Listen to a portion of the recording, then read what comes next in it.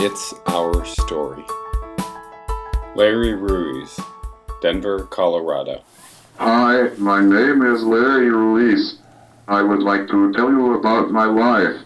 I am 51 years old and have lived on my own for 30 years. I was institutionalized until the age of 21. I was left at Ridge home as a baby. I was then diagnosed with cerebral palsy. My mind is completely intact. I have physical impairments. I lived at Ridge until I was 18. In 1972, I was sent to live in a nursing home in Lakewood called Heritage House. I lived there on the youth wing with other children and adults. I lived at Heritage House for 3 years, during which a lot of things happened to change my life. Most of the people in youth wing also grew up in institutions, and we did not realize that we were living under substandard conditions. We were treated poorly, and all of our state benefits went straight to the nursing home. And we were given an allowance of $25 per month. We had an activities director on youth wing named Wade Blank. He helped us form a residence council. Wade discovered that there were a lot of things we could do for entertainment. For instance, during the time, disabled people and their escorts could get into concerts for free.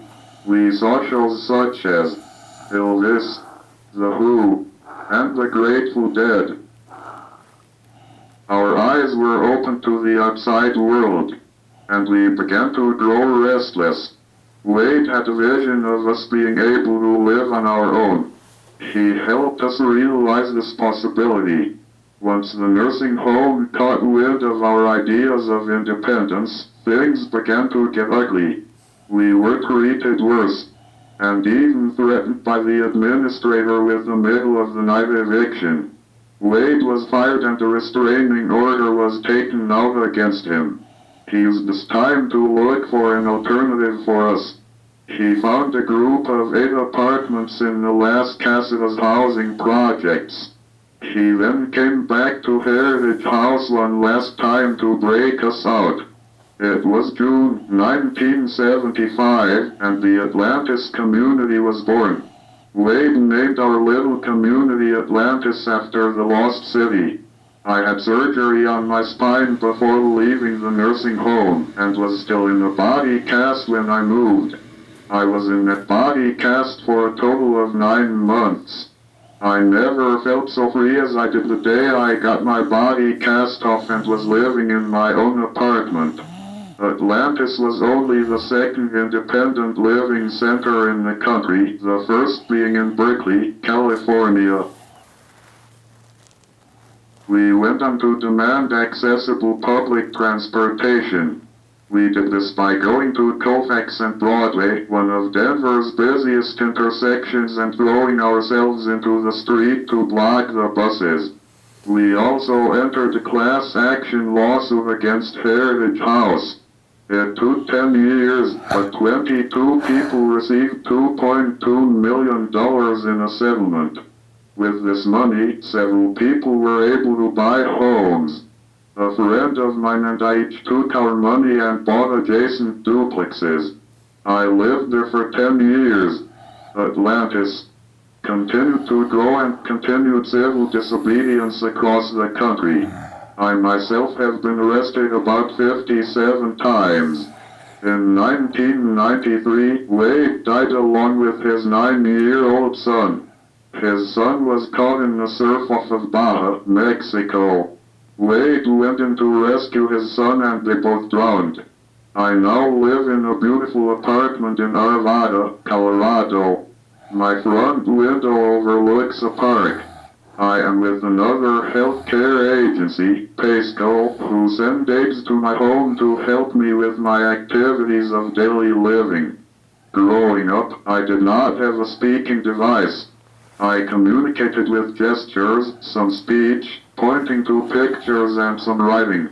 I received my first speaking device at the age of 23. It was a cheap device from Radio Shack.